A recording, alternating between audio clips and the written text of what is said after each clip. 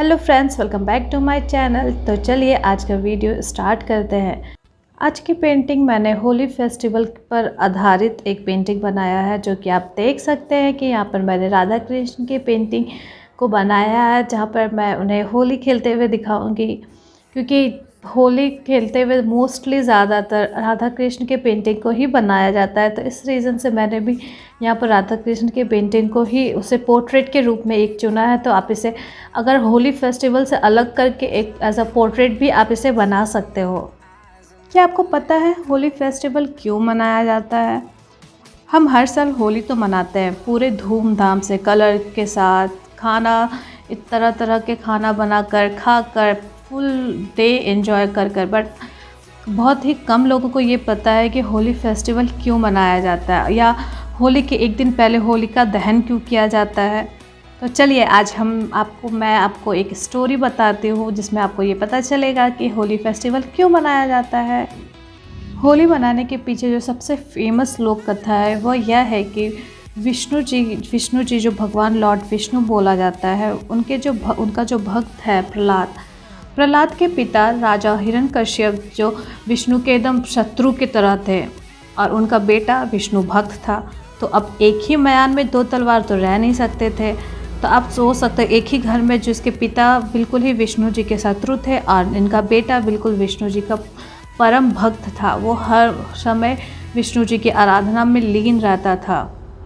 ये बात राजा हिरण्यकश्यप को बिल्कुल भी पसंद नहीं थी कि मैं इतना विष्णु का इतना बड़ा शत्रु और मेरा बेटा इतना बड़ा भक्त। तो यहाँ तक कि वो अपने बेटे को ही मरवाना चाहता था। तो इसलिए उन्होंने अपनी बहन को बोला कि उसे मार दो। उनकी बहन का नाम था होलिका। उनकी बहन को एक यह भी वरदान था कि वो आग में जल नहीं सकती है या भस्म नहीं हो सकती है। इसलिए वह प्रहलाद को अपने गोद में लेकर अग्निकुंड में बैठ गई। अब प्रहलाद तो इतना बड़ा विष्णु भक्त था, उसे तो कुछ हुआ नहीं, बट होलिका जल के वहीं पर मर गई। इसलिए आपने होली के समय हमेशा यह सुना होगा कि हमेशा बुराई पर अच्छाई की जीत होती है। यही रीज़न है कि होलिका दहन फेस्टिवल, होलिका दहन जो होली के एक दिन पहले हमेशा बनाया जाता है। और एक राधा कृष्ण का होली का जो हम लोग हमेशा होली राधा कृष्ण सोचते हैं, इसका रीज़न भी यही है कि हमेशा जो हमारी लोक कथाएँ हैं उसमें हम होली जो था बिल्कुल ही धूमधाम से राधा कृष्ण द्वारा मनाया जाता था। इसलिए आज भी बरसाना में या जहाँ राधा कृष्ण का वास स्थल, जन्म स्थल होता है जन्म स्थल है, वहाँ पर बहुत ही धूमधाम से होली मनाई जाती है। वहाँ तो ऐसा नहीं था कि होली के दिन ही होली मनाई जाएगी। वहाँ होली एक महीना या एक सप्ताह पहले से स्टार्ट हो जाते थे। फूलों की होली, कीचड़ वाली होली, रंगों वाली होली, इतनी तरह तरह की होली वहाँ मनाई जाती है कि आप सोच भी नहीं सकते हो। तो इसलिए मैंने होली फेस्टिवल को राधा कृष्ण का फेस्टिवल के रूप में भी एक तरह से इस पेंटिंग के द्वारा सेलिब्रेट किया है। तो आप इस पेंटिंग को इस पेंटिंग को आप ऐसे क्रिएट करते हुए देख सकते हो कि मैंने यहाँ पे बहुत फास्ट वीडियो नहीं किया, बट हल्का फास्ट किया है। और यहाँ पे मैंने बहुत ही इजी मेथड के साथ यूज़ किया, जो कि आपको हमेशा अक्सर आपको पता होगा कि मैं यहाँ पर पहले एक बेस रेडी करती हूँ, देन उसके बाद हाइलाइट्स या डार्क एरियाज़ को पेंट करती हूँ। यह पेंटिंग मैंने एक्रेलिक कलर में बनाया है, और इस पेंटिंग को मैंने कैनवस क्लॉथ पे बनाया, ना कि कैनवस बोर्ड पर। कैनवस क्लॉथ अगेन मैं बोलूँगी थोड़ा सस्ता होता है, इसलिए मैं कैनवस क्लॉथ ज़्यादा यूज़ करती हूँ पेंटिंग बनाने के लिए। क्योंकि अब मुझे पेंटिंग वीडियोस अपलोड करना पड़ता है हर एक दो दिन में, तो मैं डेली तो कैनवस बोर्ड अफोर्ड नहीं कर सकती हूँ। तो इसलिए मैं कैनवस क्लॉथ का यूज़ करती हूँ। ये कैनवस क्लॉथ एक्चुअली आपको बिगनर्स के लिए बहुत ही सस्ता भी होता है और अच्छा होता है, क्योंकि आप इसे एक तो अपने अकॉर्डिंग अपने जो भी आप साइज़ चाहते हो उसके साइज़ का काट सकते हो, और बहुत ही ईजी होता है यूज़ करना भी। और बाद में आप इसे रोल करके रख दो, या जैसे आपको स्टोर करना है वो कर सकते हो। तो यस, कैनवस क्लॉथ थोड़ा इजी और अच्छा प्रेफरेबल होता है।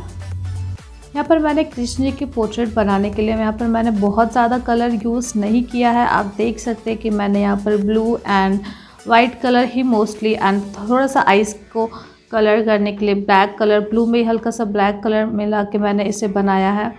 तो यहाँ पर मैंने बहुत शेड्स नहीं डाले हैं, बहुत ही कम शेड्स में ही पेंटिंग की है, क्योंकि मुझे लास्ट में बिल्कुल कलर डालना था। बिल्कुल कलरफुल फेस को थोड़ा क्रिएट करना, तो इसलिए मैंने यहाँ पे बहुत ज़्यादा पहले से ही जो बेसिक स्किन टोन है वहाँ पर मैंने बहुत कलर नहीं डाला है। कैनवस का साइज़ मेरा अप्रॉक्स A5 साइज़ ही है, बट बिल्कुल अप्रॉक्स मैं इसलिए बोल रही हूँ क्योंकि मैंने बोला कि आपको ये कैनवस क्लॉथ है, तो इसलिए मैंने इसे मेजर करके बिल्कुल नहीं काटा है, बट हाँ ये अप्रॉक्स A5 साइज़ ही है। और इस पेंटिंग को बनाने के लिए मैंने फ्लैट ब्रश जिसका नंबर 4 है, और राउंड ब्रश जिसका नंबर 0 एंड और एक राउंड ब्रश जिसका नंबर 00, बस मैंने ये 3 ही ब्रशेस का यूज़ किया है इस पूरे पेंटिंग को बनाने के लिए। जैसे कि आप फ्लैट ब्रश जो मैं देख सकते हो कि मैंने थोड़ा सा ब्लेंडिंग के लिए यूज़ किया है, क्योंकि हमारा एरिया थोड़ा बड़ा था, तो यहाँ पर मैंने राउंड ब्रश यूज़ नहीं किया है। छोटे छोटे एरियाज़ के लिए मैंने राउंड ब्रश को रखा है। मैंने आपको पहले भी बोला है कि आप मतलब जो हमारा बेस स्किन टोन होता है वो आप राउंड ब्रश से भी ब्लेंड कर सकते हो और फ्लैट ब्रश से भी। राउंड ब्रश से हम जब छोटा एरिया होता है देन तब आप अच्छे से ब्लेंड कर सकते हो, पर जब बहुत बड़ा एरिया होता है ब्लेंडिंग के लिए तब हम फ्लैट ब्रश का यूज़ करते हैं। जनरली मैं तो मतलब वैसे ही यूज़ करती हूँ, अगर आपको जिससे कंफर्टेबल हो, क्योंकि ब्रश का चॉइस एक्चुअली में आदमी के अकॉर्डिंग भी और कैनवस के साइज़ के अकॉर्डिंग होता है, नंबर का, कि आप कौन से नंबर के ब्रशेस को यूज़ करोगे। जैसे कि मैंने A5 कैनवस यूज़ किया तो मैंने आपको बताया कि मैं कौन कौन से ब्रश यूज़ कर रही हूँ और किसका नंबर का यूज़ कर रही हूँ। लेकिन अगर आपका कैनवस साइज़ ज़्यादा बड़ा है तो आप उससे थोड़ा बड़ा यूज़ कर सकते हो। तो इसलिए ये टोटली आप पे डिपेंड करता है कि आपको कौन से साइज़ का ब्रशेस यूज़ करना है।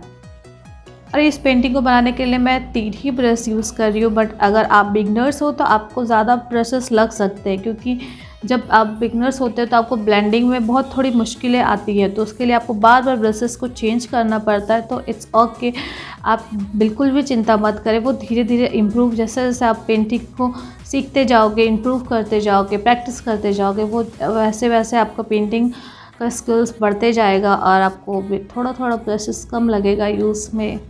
मतलब हर टाइम आपको ज़्यादा ब्रशेस को मतलब ये ब्रशेस यूज़ करना, तुरंत चेंज करना, वो चीज़ थोड़ा कम हो जाएगा।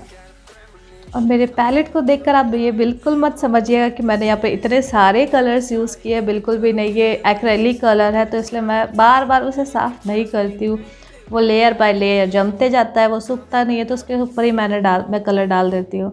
इसलिए आपको पैलेट पे इतने सारे कलर्स दिख रहे हैं, बट इतने सारे कलर्स नहीं है, बहुत ही कम कलर्स का यूज़ मैंने किया है।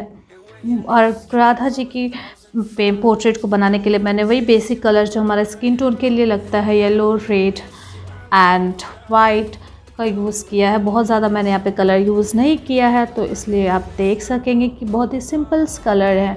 और पैलेट मेरा थोड़ा बहुत ज़्यादा गंदा हो चुका है, इसलिए थोड़ा सा उसे इग्नोर करिएगा। मैं कोशिश करूँगी कि मैं इसे जल्द ही साफ़ करूँ। यहाँ पे मैंने बहुत डिटेल्ड पोर्ट्रेट नहीं बनाया है, क्योंकि मैं आपको पहले बता चुकी हूँ कि मुझे थोड़े लास्ट पे कलर डालने थे, इसलिए मैंने बहुत डिटेलिंग नहीं की है।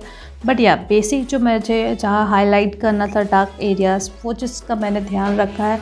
मोस्टली आप जब भी पोर्ट्रेट बनाओगे, अगर आप बिगनर्स हो तो आप मोस्टली ये याद रखें कि फॉरहेड पे जो ऊपर साइड होता है वो हमारा लाइट होता है, नोज़ का अपर पार्ट हमारा लाइट होता है, एंड नोज़ के साइड एरियाज हल्के से डार्क होते हैं। जहाँ क्योंकि आप जैसे जैसे पोर्ट्रेट बनाते जाओगे आपको मोस्टली पोर्ट्रेट पे ये चीज़ ध्यान, मतलब वो ऑटोमेटिकली आपको आ जाएगा कि कहाँ डार्क पार्ट होना चाहिए, कहाँ लाइट पार्ट। इधर से आपको एक बात का ध्यान रखना है कि जहाँ हमारा उभरा पार्ट होगा वो लाइट होगा, एंड देन ठीक उसके नीचे हमारा शेडो जो उसका क्रिएट होता है उसलिए वो डार्क होगा।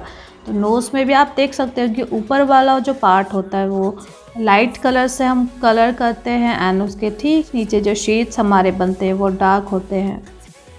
लिप्स में मैंने ऑरेंज और वाइट को मिक्स किया है, या आप बोल सकते हो कि वाइट में हल्का सा ऑरेंज मिक्स किया है, क्योंकि बहुत ही लाइट कलर है, इसलिए आप देख सकते हो कि क्योंकि वहाँ पे आपको ज़्यादा वाइट मिलाना होगा, तो इसलिए आप वाइट कलर में ही हल्का सा ऑरेंज लेकर आप मिक्स कर, क्योंकि थोड़ा नेचुरल कलर आता है वो। और अगर आपको थोड़ा सा और ज़्यादा लाइट चाहिए या थोड़ा डार्क टोन चाहिए तो आप वहाँ पे रेड यूज़ कर सकते हो। मैंने बीच के अपर पार्ट्स पे जो यूज़ किया है हल्का सा रेड कलर। एंड आईब्रो बनाने का आपको एक बेसिक तरीका मैं बताती हूँ कि आप हल्का सा कोई भी कलर, जो भी आपका बेस कलर होता है आईब्रो, या ब्राउन चाहिए आपको, या रेड चाहिए, या ब्लैक कलर का आईब्रो चाहिए, आप वो बिल्कुल ही वहाँ पे पतला से तो पहले पानी लेकर बिल्कुल एक पतला लेयर आप पहले डाल दो, एंड देन फिर आईब्रो के जो भी आपके शेड्स होते हैं आपको जिस और उसके हेयर को रखना है उसी हेयर आपको डार्क पार्ट्स को उसको फिर आपको एकदम उसी एंगल में आपको बिल्कुल ही पतले पतले स्ट्रॉ में करते जाना है। तो आपका वो हेयर के लिए वो सबसे अच्छा तरीका होता है। उसी तरह हम बाल को भी वैसे ही बनाते हैं एंड आईब्रो को भी वैसे ही बनाते हैं। आईब्रो हमें थोड़ा ज़्यादा डिटेल में बनाना पड़ता है एक्रेलिक में, तो इसलिए आईब्रो में हम थोड़ा लेयर बाय लेयर वर्क करते हैं। अब पोर्ट्रेट पे एक चीज़ होता है कि आप जितना ज़्यादा लेयर बाय लेयर वर्क करोगे आपका पोर्ट्रेट उतना ही ज़्यादा डिटेल्ड एंड उतना ही निखरा हुआ दिखता है। तो मैंने यहाँ पे बहुत ज़्यादा तो डिटेल नहीं किया, बट यस मैंने थोड़े से ऊपर dark parts and light parts को थोड़ा मतलब ध्यान दिया है उस पर। और अगर अभी भी आपको पोर्ट्रेट में हल्का सा कुछ कन्फ्यूज़न है तो आप मुझे कमेंट करके ज़रूर बता सकते हैं। मैं ज़रूर कोशिश करूँगी कि नेक्स्ट वीडियो पे तो मैं वो आपका जो भी आपको प्रॉब्लम है वो आपको मैं सॉल्व कर दूँ या उसे बता दूँ। तो इसलिए मुझे कमेंट कर कर ज़रूर बताएं। अगर आपको कोई प्रॉब्लम है या कुछ भी वीडियो से रिलेटेड आपको जानना हो तो आप मुझे कमेंट कर सकते हैं। एंड मोस्ट इम्पॉर्टेंट बात, please like and subscribe my channel. अगर आपको इस तरह के वीडियोस और चाहिए या आपको वीडियो पसंद आ रहा हो तो प्लीज़ लाइक एंड सब्सक्राइब ज़रूर करें। यहाँ पर जो मैंने राधा जी की स्किन टोन जो मैंने बनाया वहाँ पे मैंने हल्का सा रेड एंड येलो कलर को मिक्स किया है और उसमें ढेर सारा वाइट कलर यूज़ किया है। क्योंकि मैंने यहाँ पे बहुत ही लाइट टोन बनाया तो मैं यहाँ पर वाइट कलर थोड़ा ज़्यादा लगा, तो इसलिए यहाँ पर आप देख सकते हो कि ये बहुत ही बेसिक स्किन टोन है, कुछ बहुत ज़्यादा रियलिस्टिक वाला तो नहीं है, but yes basic skin tone के लिए परफेक्ट कलर है। राधा जी की भी पेंटिंग को बनाने के लिए मैंने सेम मेथड यूज़ किया जो हमारा बेसिक कलर्स होता है लाइट टू डार्क वाला, उसे मैंने थोरोली कलर करके अच्छे से ब्लेंड किया है। जैसे कि आप देख सकते हो जहाँ जहाँ लाइट कलर है वहाँ पे मैंने वाइट कलर डाल के और जो हमारा एक स्किन टोन रेडी मैंने किया था उसे अप्लाई करके मैं हल्के हाथ से ब्लेंड कर रही हूँ। ब्लेंड के लिए मैंने आपको टेक्निक बताया है, अगर आपको दोबारा देखना तो आप मेरे प्रीवियस वीडियोस में देख सकते हो कि आप इजीली एक्रेलिक कलर को कैसे ब्लेंड कर सकते हो। क्योंकि बहुत कोई को डर लगता है कि एक्रेलिक कलर बहुत जल्दी सूख जाता है, ड्राई हो जाता है, बट ऐसा भी नहीं है कि एकदम इंस्टेंट आप डालो और वो ड्राई हो जाता है। अगर आप बहुत ज़्यादा वाटर यूज़ कर रहे हो बिल्कुल वाटर कलर जैसा एक्रेलिक कलर को, तो वो आपको तुरंत पेपर पे डालने के बाद वो ड्राई हो जाता है। बट एक्रेलिक कलर यूज़ करने का भी एक मेथड होता है, तो इसलिए आप मेरे वीडियोस को फॉलो कर सकते हो उसके लिए, क्योंकि मुझे एक्रेलिक कलर करना बहुत ज़्यादा पसंद है। तो मेरे इसलिए भी ज़्यादातर ऐसे तो मैं हर मीडियम में पेंटिंग करती हूँ, बट यस मोस्टली मुझे एक्रेलिक कलर करना ज़्यादा पसंद है। तो इसलिए मेरे मतलब चैनल में ज़्यादातर एक्रेलिक पेंटिंग्स आपको देखे नहीं मिलेंगे। वाटर कलर पेंटिंग्स भी हैं नेचर में, आपको नेचर पेंटिंग करना मुझे ज़्यादा पसंद है। तो इसलिए अगर आपको नेचर पेंटिंग देखना तो आप ज़रूर मेरे चैनल में एक बार जाकर देखो, नेचर पेंटिंग आपको एक से एक देखने को मिलेंगे। बहुत कोई पहले स्किन टोन कलर कर देते हैं दैन उसके बाद आइज़ पेंट करते हैं, या तो आप उल्टा भी कर सकते हो, पहले आइज़ को अच्छे तरीके से डिटेल करके फिनिशिंग कर लो दैन उसके बाद आप स्किन टोन कर लो। मुझे पहले बेस तैयार करना ज़्यादा पसंद है, दैन उसके बाद मैं इसका आइज़ को कलर करती हूँ। क्योंकि मुझे लगता है कि डिटेल वर्क थोड़े लास्ट में हो तो ज़्यादा अच्छा। पहले बोलते हैं ना फाउंडेशन आपका बेस क्लियर होना चाहिए, तो इसलिए मैं उस मेथड पे थोड़ा ज़्यादा चलती हूँ। कलर आपको ब्लेंड बहुत ही सॉफ्ट हैंड से करना है, क्योंकि अगर आप बहुत ज़्यादा दाब के करोगे तो अगेन ब्रिसल्स बहुत ज़्यादा आपके पेंटिंग में दिखेंगे। ब्रिसल्स मार्क जो बिल्कुल स्ट्रेट जिस एंगल में आप करते हो वो आ जाता है, तो इसलिए आपको बिल्कुल ही सॉफ्ट हैंड से ब्लेंडिंग करना है। बहुत ज़्यादा दाब के कलर को पोछा नहीं लगाना है आपको पेंटिंग में, बिल्कुल ही सॉफ्ट हैंड से ब्लेंड करते हुए आपको थॉरोली आगे उसी डायरेक्शन में आगे बढ़ना है। यहाँ पर मैंने राधा जी के लिप्स के लिए डार्क मतलब रेड कलर में हल्का सा और मतलब वाइट को और ऑरेंज कलर को मिलाया है। तो जैसे कि आप देख सकते हो अपर लिप बनाने टाइम पे ये चीज़ का आप बिल्कुल ध्यान रखें कि हमारा जो अपर लिप होता है वो लोअर लिप से थोड़ा सा हल्का डार्क टोन होता है, तो इसलिए आप ऊपर वाले लिप हल्का सा डार्क रखें। डार्क नहीं तो एटलीस्ट मिनिमल सा रखें, क्योंकि बहुत ज़्यादा आप ऊपर नीचे कर दोगे तो वो बहुत गंदा भी लगने लगेगा। तो आप नेचुरल भी आप देख सकते हो कि हमारा अपर लिप थोड़ा ज़्यादा डार्क होता है लोअर लिप के मुताबिक। तो वीडियो को आप एंजॉय करें, मैं कुछ देर के बाद फिर आपको कुछ डिटेल्स या कुछ जानकारी दूँगी।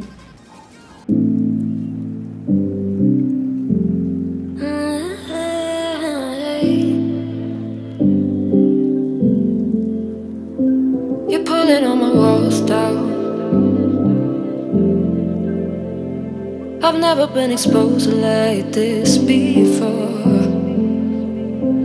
I'm good at shutting you out. I've always had a way of keeping closed. Beating, hiding, I've been calling out your name from the darkness, thinking it's too late. If you're finding I've been too much on your plate, I'll keep hiding, calling out your name, calling out your name.